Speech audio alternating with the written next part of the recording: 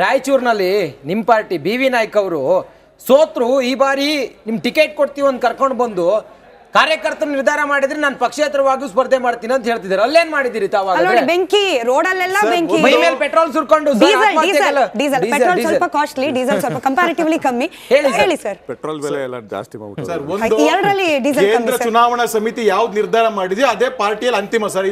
ಇದು ಪ್ರತಿಯೊಬ್ಬ ಕಾರ್ಯಕರ್ತನಿಗೂ ಗೊತ್ತು, ನಾಯಕರಿಗೂ ಗೊತ್ತು. ಅದು ಅಂತಿಮ ಆದ್ಮೇಲೆ ಅದು ಪಾರ್ಟಿಯ ನಿರ್ಧಾರ ತಗೊಳುತ್ತೋ ಅದ್ರ ಮೇಲೆ ನಡಿಬೇಕೆ ಹೊರತು ಅದ್ರ ವಿರುದ್ಧ ಯಾರು ಇದಿಲ್ಲ. ಅವ್ರೇನಾದ್ರೂ ಇದ್ರು ರಾಷ್ಟ್ರೀಯ ನಾಯಕತ್ವದ ಹತ್ರ ಮಾತಾಡಿ ಯಡಿಯೂರಪ್ಪ ಮಧ್ಯ ಪ್ರವೇಶ ಮಾಡ್ತಾರಂತಲ್ಲ ಸರ್? ಡೆಫಿನೆಟ್ ಆಗಿ ಮಾಡ್ತಾರೆ ಸರ್.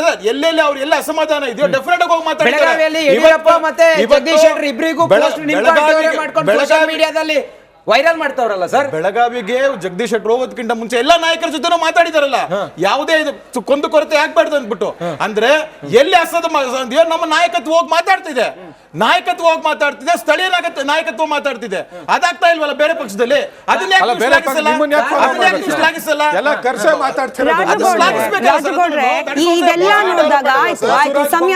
BC ಪಾಟೀಲ್ ಅವ್ರ ಕಾಲಿಗೆ ಬೀಳುವಂತ ದುಸ್ಥಿತಿ ಇದೆ ನಿಮ್ಮ ಪಕ್ಷದಲ್ಲಿ. ಯಾವಾಗ ಬಿದ್ರು ಸರ್? ಆರಂಭದಲ್ಲಿ ನೋಡಿ, ಲಿಟರಲಿ ಕಾಲಿಗೆ ಬಿದ್ರಾ? ಲಿಟರಲಿ ಕಾಲಿಗೆ ಬಿದ್ದಿರೋ ವಿಡಿಯೋ ಇದೆ, ಇವರೇ ವೈರಲ್ ಮಾಡಿದ್ದಾರೆ. ಅಲ್ಲ ರಾಜಗೌಡ್ರೆ ಬಂಡಾಯ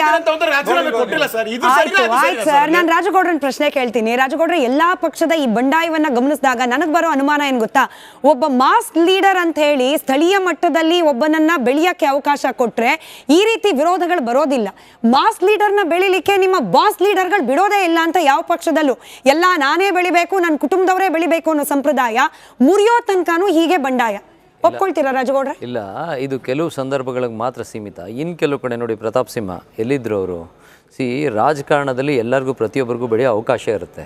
ಸಮಯ ಬಂದಾಗ, ಈಗ ನೋಡಿ KPCC ಈ ಕಾಂಗ್ರೆಸ್ಗೆ ಬಂದಾಗೂ ಅಷ್ಟೇ, ಶ್ರೀನಿವಾಸನ್ ಒಬ್ಬ ಇವರು BV ಶ್ರೀನಿವಾಸನ್ ಅವರೊಬ್ಬರು ರಾಷ್ಟ್ರೀಯ ಯುವ ಘಟಕದ ಅಧ್ಯಕ್ಷರಾಗ್ತಾರೆ. ಪಾಪ ಆತ ಕೂಡ ತುಂಬ ಕಷ್ಟ ಬೆಳೆದು ಬಂದಂಥವ್ರು. ಇನ್ನು ನಮ್ಮ ಪಕ್ಷಕ್ಕೆ ಬಂದರೂ ಅಷ್ಟೇ, ನಮ್ಮ ಪಕ್ಷದಲ್ಲಿ ಬಂದಿರೋರೆಲ್ಲ ನಿಜವಾಗ್ಲೂ ಹೇಳ್ತೀನಲ್ಲ, ಈ ತುಂಬ ಕಷ್ಟದಲ್ಲಿದ್ದಂಥ ಪರಿಸ್ಥಿತಿ, ಏನೂ ಇಲ್ದಿರೋ ಜಾಗದಲ್ಲಿ ನಿಂತ್ಕೊಂಡು ಬಂದು ಗೆದ್ದು ಬಂದಂಥವ್ರು. ಅಂದರೆ ರಾಜಕೀಯದಲ್ಲಿ ಪ್ರತಿಯೊಬ್ಬರಿಗೂ ಬೆಳೆಯೋಕ್ಕೆ ಅವಕಾಶ ಇರುತ್ತೆ. ಅವರ ಸ್ಟೆಬಿಲಿಟಿ ಮೇಲೆ ಅವ್ರಿಗೆ ಜನ ಆಯ್ಕೆ ಮಾಡ್ತಾರೆ. ಬಾಸ್ ಲೀಡರ್ಗಳು ಬಿಡಲ್ಲ ಅಂದರೆ ಇಲ್ಲಿ ಯಾರು ತಡೆಯೋಕ್ಕಾಗಲ್ಲ. ಅವ್ರವ್ರ ಅವಕಾಶಗಳು ಅವ್ರಿಗಿರುತ್ತೆ. ಅವರ ಶಕ್ತಿಗನುಸಾರವಾಗಿ ಗೆದ್ದೋಗಿರೋ ಉದಾಹರಣೆಗಳಿದ್ದಾವೆ. ದೊಡ್ಡ ಲೀಡರ್ಗಳನ್ನ ಮಕ್ಕಳೇ ಮಲಗಿಸಿರುವಂಥ ಉದಾಹರಣೆಗಳಿದ್ದಾವೆ.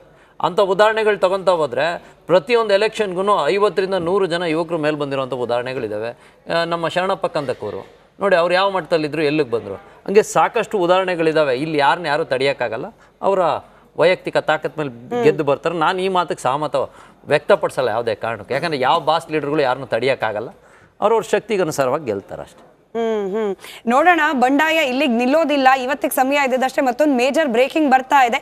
ಬಂಡಾಯಗಳು ಮತ್ತೊಂದೋ ಮಗದೊಂದೋ ಒಬ್ಬ ಸಮರ್ಥ ಅಭ್ಯರ್ಥಿಯನ್ನ ಆಯ್ಕೆ ಮಾಡುವಷ್ಟು ಮತದಾರರಿಗೆ ಅವಕಾಶವನ್ನು ಮಾಡಿಕೊಡಿ. ಕಾಂಪಿಟೇಷನ್ ಅನ್ನೋದು ಸಾಮರ್ಥ್ಯದ ಆಧಾರದ ಮೇಲೆ ಆಗೋ ರೀತಿಯಲ್ಲಿ ಪಕ್ಷಗಳ ನಡುವೆ ಆಗ್ಬೇಕಪ್ಪ ಅಭ್ಯರ್ಥಿ ಆಯ್ಕೆ ಸಂದರ್ಭದಲ್ಲಿ. ಹಾಗಾಗ್ಲಿ ಅಂತ ಹೇಳಿ ಆಶಿಸೋಣ. ಧನ್ಯವಾದ ಮೂವರಿಗೂ ಕೂಡ ಚರ್ಚೆಯಲ್ಲಿ ಭಾಗಿಯಾಗಿದ್ದಕ್ಕೆ.